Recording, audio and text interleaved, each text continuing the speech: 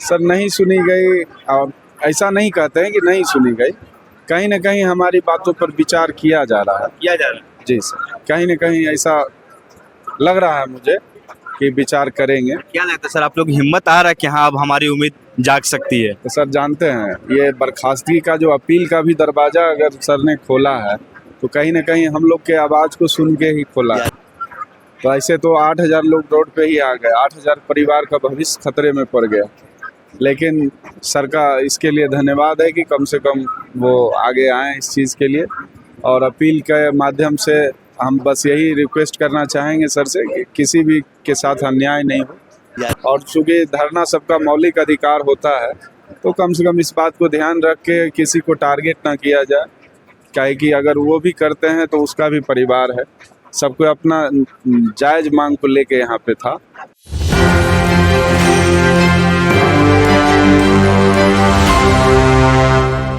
मैं राहुल कुमार, आप देख रहे हैं न्यूज़ 24। मैं इस वक्त मौजूद हूँ गर्दनीबाग धरना स्थल। बता दी कि लगातार एक महीना 3 दिन हो गया है संविदा कर्मी का लगातार धरना स्थल पर अभी तक धरना जारी है, और सरकार की तरफ और विभाग की तरफ से खेल खेला जा रहा है। ये हम सर से बात करेंगे, आखिर जो मामला है क्या पूरी मामला है बताइए।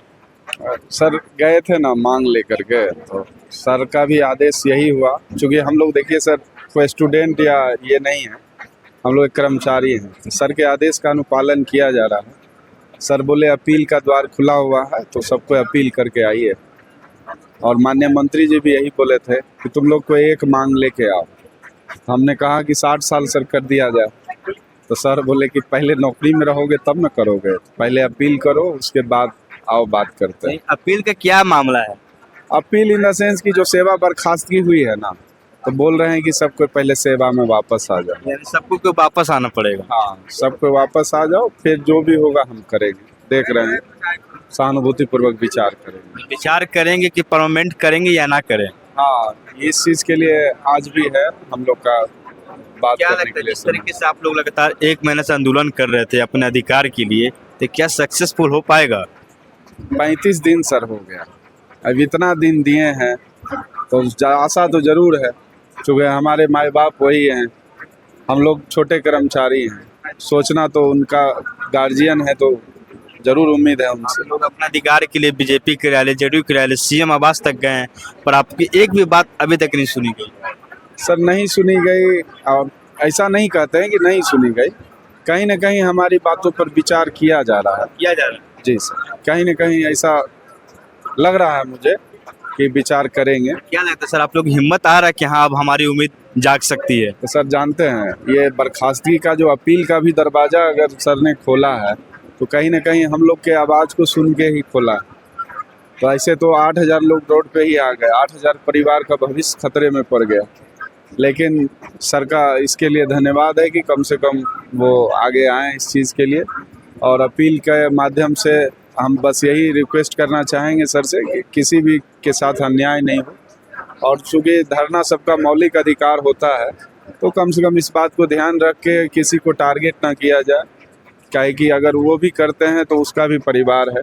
सबको अपना जायज़ मांग को लेके यहाँ पे था, और जब अपने स्टूडेंट लाइफ में सर लोग भी होंगे तो वो भी करते होंगे।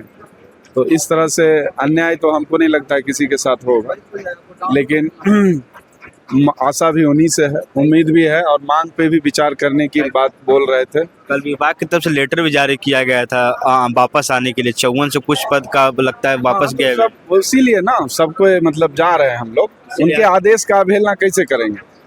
इतनी हमारी जो है हैसियत नहीं है कि उनके आदेश का अनुपालन ना करें, लेकिन उसी आदेश के अनुपालन के लिए सब लोग को बोला गया है संघ द्वारा भी कि आप जाके अपना अपील आवेदन दे दीजिए, क्योंकि हमारे वरीय अधिकारी हैं तो उनके आदेश का अनुपालन करना जरूरी है। सर पालन करिएगा, और आज मतलब लास्ट दिन है, समय है, और आज बात भी हो सकती है, विचार भी हो सकती है। हाँ, बात करने के लिए तो वो बोले ही हैं कि जब भी है हमसे आके मिलिए, हम आपका सुनेंगे, ऐसा नहीं है नहीं सुनेंगे।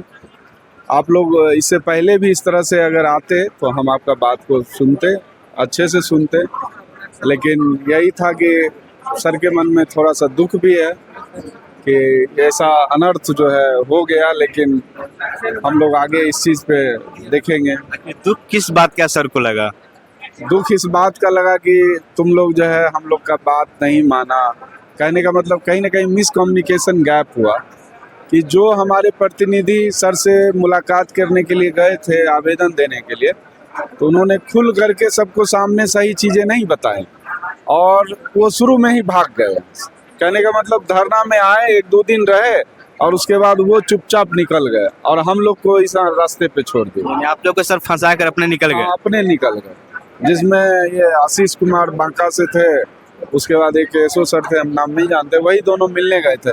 तो सर ये चीज़ बोले कि वो लोग को बोले थे कि महाराजस्व अभियान चलेगा, तो उसके लिए अभी धरना मत दीजिए, आप लोग के मांग पे हम विचार करेंगे। और जब ये कब क्लियर हुआ जानते हैं, जब हमको एसीएस सर बुलाए उस दिन वार्ता के लिए हम गए, तब ये चीज़ें क्लियर हुई कि जो हमारा डेलीगेट टीम गया कोई भी चीज़ छुपा लिया, बताया नहीं। कहने का मतलब सर कि आधा बात रखा गया, आप लोग का आधा बात नहीं रखा और गया। वो सबको धरना पे ले आया और धरना पे जब आ गए तो जब आगे तो फिर पीछे मुड़ेंगे नहीं। तो सर इस चीज़ को समझ गए, बोले हैं कि हम देखते हैं, माननीय मंत्री जी से भी मिलने की बात कहे थे कि उनसे बात करके हम बताएंगे। तो हो सकता है सर का बात हो गया होगा, तो इसीलिए आज हम लोग प्रयास कर रहे हैं पुनः कि जाएं आज शाम में 4 बजे तक। देखिए लगातार मैंने जो बात किया, अध्यक्ष जिनका कहना है कि आज शाम 4 बजे सचिवालय जाएंगे, माननीय राष्ट्रपति जो भूमि सुधार के मुलाकात करेंगे और मंत्री जी से भी बात होगी और इनकी कहना है कि साफ तौर पे हमारी बात अब मानी जा रही है। और इसी तरह तमाम डी के साथ बने रहे, देखते रहे न्यूज़ 24। धन्यवाद।